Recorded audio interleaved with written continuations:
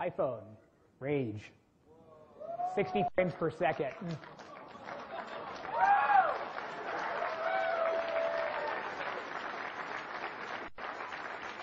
Hey, can I get the video up here in the center so I can drive? All right. Okay. So I had actually thought, I had figured out most technically of how I wanted to do this a little over a year ago when we were talking about doing something on the Wii. But when I set out to go ahead, this went really fairly smoothly. And here we have really all of the mega textured goodness that we're used to in Rage.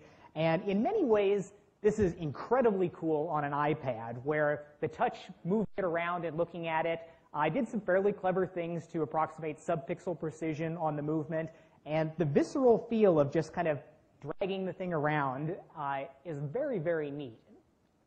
And this is running on an iPhone 4, where I did wind up cranking up a few things to go ahead and run on the big screen here. But it runs great, actually, on an original 2G iPhone. In fact, compared to our other titles on here, this will be running at a similar or better frame rate to Doom Classic, significantly better than Doom Resurrection. And again, we've got all of our great stuff where we're lighting things with radiosity and bringing in all of this detail with the stamping and everything that we've got here.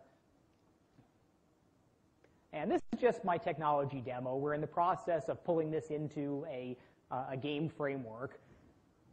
But this was one of my great points where I'm able to just kind of go in and do something, really leverage all of my skills, come in and just leave a lot of people going, huh?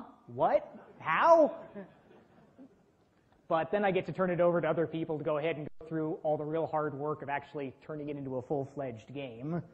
But there's my little demo there, which I was kind of proud of.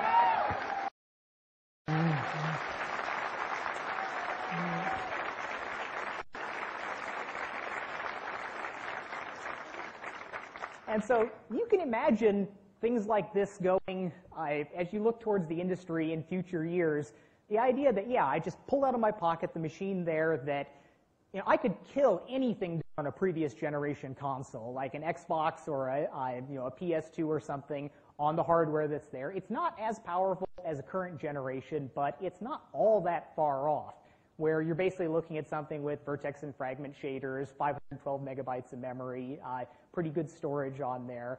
And you can imagine coming up and playing some things, plugging in, playing on the big screen or on the small screen on there. It still lacks tactile feedback and a bunch of different things there, but it's an